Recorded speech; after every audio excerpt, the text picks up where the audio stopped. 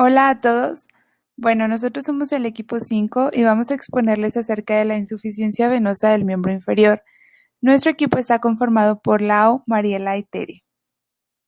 Bueno, para iniciar, vamos a describir qué es esta patología. Esta patología se define como una alteración en el retorno venoso, que compromete el sistema superficial, profundo o ambos, cuya causa puede ser una alteración en la bomba muscular, una obstrucción venosa, una incompetencia valvular o una falla cardíaca.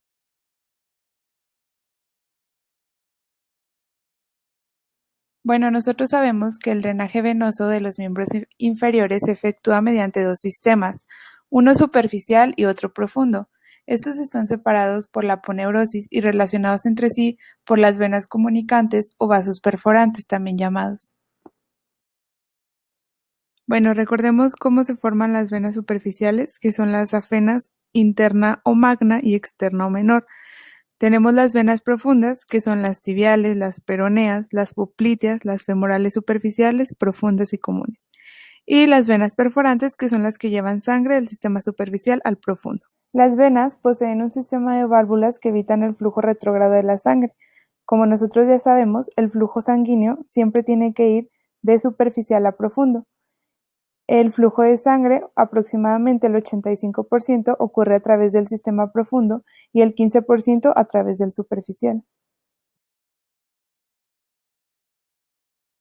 Bueno, primero tenemos que la vena safena interna proviene de lo que es el arco dorsal del pie. Esta sigue un trayecto ascendente por la cara interna de la pierna, hasta llegar a lo que es la parte del muslo. Aquí, a nivel del triángulo de Scarpa, desemboca en lo que es la vena femoral. A continuación, después de la red venosa plantar, obtenemos lo que sería la safena externa. Esta se dirige en dirección posterior y ascendente, colocándose en el hueco popliteo. Aquí desemboca a lo que sería la vena poplitea. Es importante mencionar también la diferencia entre una vena comunicante y una perforante. Una comunicante, como su nombre lo dice, es la que comunica entre safenas, es decir, entre superficial y superficial. Y las venas perforantes son las que comunican entre superficial y profunda, atravesando la aponeurosis. El flujo venoso normal es centrípeto, es decir, que las venas superficiales drenan en las profundas, manteniendo el sentido del flujo. Las venas perforantes son las que permiten esto, por medio de válvulas que facilitan que el flujo vaya hacia las venas perforantes e impiden que sea reverso. Fisiología. El sistema venoso actúa como un importante reservorio y conductor de sangre. Recibe la sangre desde los capilares y la lleva al corazón en contra de la fuerza de gravedad y de una presión tóraco-abdominal fluctuante, careciendo de bomba propia. Para que el drenaje hacia el corazón se realice en forma adecuada, es necesario un sistema venoso permeable, indemnidad del sistema valvular y muscular, bomba válvulo-muscular y una función cardíaca conservada. En posición erecta, la presión hidrostática de las venas dorsales del pie es una columna de sangre continua desde este hasta la aurícula derecha. Presenta válvulas que interrumpen y fraccionan la columna. Al contraerse la musculatura de la extremidad inferior, sístole muscular, la presión aumenta bombeando la sangre hacia el corazón. Al relajarse la musculatura, diástole muscular, la presión cae produciendo reflujo, que es impedido por las válvulas. Ese es el fenómeno que se busca al realizar el estudio en posición erecta. El sistema superficial drena al sistema profundo a través de los callados y las perforantes o comunicantes, para luego ascender por el sistema profundo. Al relajarse la musculatura, baja la presión en las venas, succionando la sangre. Se presenta un flujo retrógrado corto, hasta que las válvulas se cierran. Fisiopatología. La disfunción venosa se define como una alteración en el retorno venoso, que compromete el sistema superficial, profundo o ambos, cuya causa puede ser alteración en la bomba muscular, obstrucción venosa, incompetencia valvular o falla cardíaca derecha. Cuando falla el sello de una válvula venosa, la presión hidrostática se transmite en su totalidad desde la aurícula derecha al pie y se produce reflujo sanguíneo, lo que determina las manifestaciones clínicas de la insuficiencia venosa, como dilatación vascular y fenómenos distróficos de la piel. El flujo anterógrado se define como el que tiene sentido fisiológico hacia el corazón y el flujo retrógrado en el sentido contrario al fisiológico. El punto de fuga es el lugar en que se produce paso desde el compartimento profundo al superficial y el punto de entrada el paso desde el superficial al profundo. El fenómeno de la insuficiencia superficial se puede describir como un shunt veno-venoso o circuito retrógrado que está constituido por el punto de fuga, por ejemplo, la unión safenofemoral o perforante insuficiente, trayecto habitualmente retrógrado. Su parte visible la constituyen las varices y finalmente un punto de entrada al sistema venoso profundo, venas perforadas. El daño no es tan importante y el defecto de cierre es pequeño, este va a ser prolongado y de baja velocidad. En cambio, si el daño es severo, el reflujo va a ser de corta duración pero gran velocidad. Los criterios de reflujo son flujo retrógrado durante la relajación muscular de duración mayor a 0.5 segundos o de menor duración si la velocidad es mayor que la velocidad anterógrada obtenida durante la contracción muscular. Las venas perforantes o comunicantes conducen el flujo superficial al sistema profundo, flujo anterógrado. Pueden estar insuficientes, actuando como puntos de fuga o actuar como comunicantes de reentrada, que son las encargadas de llevar el flujo que se ha escapado del sistema profundo de vuelta a este. La patología sigue patrones que se repiten entre los pacientes, solos o combinados, que se pueden agrupar de la siguiente forma. Insuficiencia de vena safena interna. A. Con callado insuficiente. Esto es hasta el pie. Es más raro de encontrar y hasta la rodilla es lo más frecuente. En general, la insuficiencia se continúa a través de la tributaria posterior hasta la pierna inferior. B. Con callado suficiente. El reflujo puede ser alimentado por colaterales del callado, perforantes del muslo, vena anastomótica magna. La extensión hacia la pierna es variable y aquí debemos incluir la insuficiencia de la safena accesoria con o sin compromiso de la safena interna. 2. Insuficiencia de la safena externa. A. Desde el callado insuficiente. La unión safenopoplitea, usualmente limitada a la mitad superior de la pierna. Y B. Con callado suficiente o ausente, insuficiencia que proviene desde la vena anastomótica magna. Último 3. Reflujo no safeno. Es aquel que no compromete primariamente el sistema safeno, pero que puede estar conectado a este. Es poco frecuente en hombres y se encuentra predominantemente en mujeres por mecanismo etiológico propio, como el embarazo y la carga hormonal. Son varices que se originan desde regiones vulvoperineal, glútea, intrapelviana, por insuficiencia de venas ováricas, y también por venas ciáticas y perforantes. Estas se localizan en muslo lateral y posterior, hueco popliteo y rodilla lateral. Bueno, para diagnosticar un tratamiento, primero tendremos que determinar los síntomas, la cronicidad de la enfermedad y las posibles complicaciones que pueda tener. Bueno, generalmente lo primero que se receta siempre es el tratamiento farmacológico y se utiliza por lo regular los fármacos venotónicos y los que son anticoagulantes. Y bueno, lo otro que se realiza es el tratamiento tópico, que es el uso de geles y cremas para contrarrestar. Un tratamiento muy importante, que aparte sirve como prevención, es realizar actividad física. Lo que se recomienda con esto es evitar las situaciones de inmovilidad de la extremidad inferior. También poner las extremidades elevadas cuando el paciente se encuentra en descenso y la pérdida de peso es muy necesaria. Cuando esta patología ya es un poco más severa, se utilizan otros tratamientos. Uno de ellos es el láser. Se utiliza como técnica alternativa terapéutica a la cirugía tradicional, pero sobre todo tiene una finalidad estética convencional. Otro es la escleroterapia, que consiste en la inyección intravenosa de una sustancia irritante para producir una lesión controlada en el endotelio, de manera que se cierre la vena. Esta técnica va asociada a compresión elástica.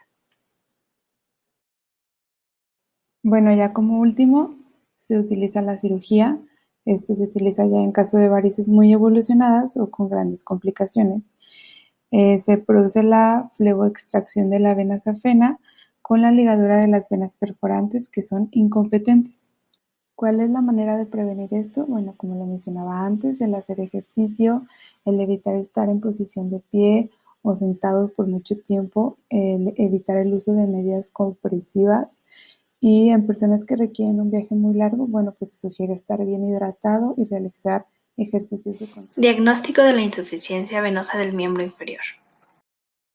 El diagnóstico se establece en base a los antecedentes del paciente, los síntomas que presenta, a una prueba de exploración física y pruebas complementarias que confirman la presencia de la patología y establecen el grado de desarrollo de la misma.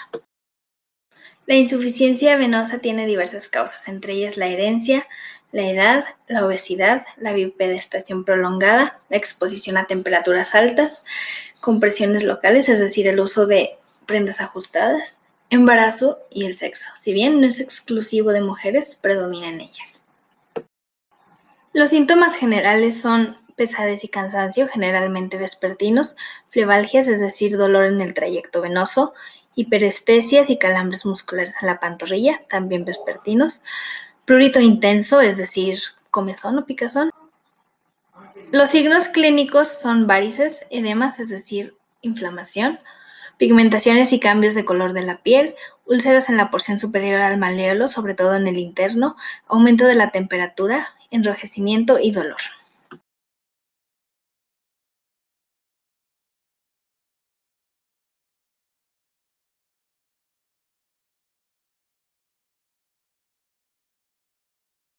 La maniobra de Schwartz consiste en colocar al paciente de pie y percutir sobre un segmento venoso dilatado. El sentido de la percusión nos llevará a un diagnóstico. La maniobra de Trendelenburg consiste en colocar al paciente en decúbito supino, elevar la extremidad inferior hasta conseguir el completo vaciado de las venas varicosas y aplicar un compresor elástico. El tiempo que demoren las venas varicosas en llenarse nos ayudará a determinar el diagnóstico. La maniobra de Perthes valora la permeabilidad del sistema venoso profundo. El paciente se encuentra en decúbito supino y se le coloca un torniquete. Posteriormente se le pide que deambule con rapidez. Si el volumen de las varices disminuye, significa que existe permeabilidad en el sistema venoso profundo. Si no, hay una obstrucción. Las pruebas complementarias tienen como fin el confirmar o el descartar alguna patología. Las más comunes son ultrasonografía y pletismografía. También nos ayudan a identificar el nivel de desarrollo de la patología. La ecografía Doppler mide la dirección y la velocidad del movimiento de las células sanguíneas. La pletismografía proporciona datos referentes al flujo y al reflujo venoso, mediante el registro de alteraciones volumétricas de las venas. La flebografía consiste en realizar una radiografía a las venas después de inyectar un colorante en las mismas. Nos permite observar su morfología y se aplica cuando el Doppler es dudoso. Presentación del caso: mujer de 34 años de edad, estilista, que cursa su tercer embarazo en la semana 24, acude a consulta por dolor inespecífico de las piernas, sensaciones de pesadez y parestesis en la cara. Todos los síntomas se agravan por las tardes. A la exploración física se encuentra edema bilateral de las piernas, así como un cambio de pigmentación a nivel de los tobillos, hiperpigmentación, y la presencia de una vena tortuosa y dilatada en la cara interna y posterior de ambas. Se realizaron diversas pruebas. La primera, la prueba de Schwartz, que consiste en percutir en un territorio venoso en la parte proximal y detectar la oleada en la parte distal de esta.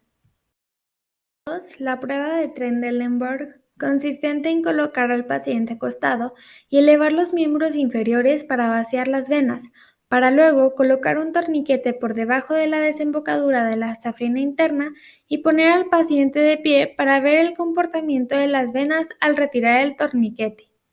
Por último, se realizó la prueba de Perthes. Con el paciente de pie se coloca un torniquete y se pide que deambule para observar las venas. Además, se practica una ecografía Doppler para confirmar el diagnóstico. Se les recomienda el uso de medias elásticas, masajes manuales y elevar los miembros inferiores cuando se encuentre en reposo. Este caso clínico nos permite identificar distintas características que son propias de esta patología. La primera de ellas es que el paciente es una mujer y tiene 34 años. Además de su edad, está en su tercer embarazo en la semana 24. Además de esas características, nos especifica que es estilista, lo que quiere decir que no practica mucho movimiento y pudiera estar en sedentarismo. Además de esto, ella normalmente se ha de encontrar parada, y esto también pudiera perjudicar a las venas por la gravedad, la presión y otros factores. La paciente acude a consulta por dolor inespecífico de las piernas, sensaciones de pesadez y parestesias en la cara lateral de la pierna derecha. Las parestesias es la sensación anómala, rara, táctil, térmica y demás de los sentidos o de la sensibilidad en general. La paciente menciona que todos estos síntomas son agravados por las tardes, y en la exploración física se encuentra un edema bilateral de las piernas, así como un cambio de pigmentación a nivel de los tobillos. A esto se le llama hiperpigmentación, que es la pigmentación excesiva. Por último, se encuentra la presencia de una vena tortuosa y dilatada en la cara interna y posterior de ambas piernas. Para confirmar esta patología, realizamos diferentes pruebas, la primera de Schwartz, la segunda de Trendelenburg y la tercera de Perthes, además de una ecografía Doppler para confirmar el diagnóstico. Por último, se encuentra la presencia de una vena tortuosa y dilatada en la cara interna y posterior de ambas piernas. Para confirmar esta patología, realizamos diferentes pruebas, la primera de Schwartz, la segunda de Trendelenburg y la tercera de Perthes, además de una ecografía Doppler para confirmar el diagnóstico. Eso es todo. Muchísimas gracias por su atención.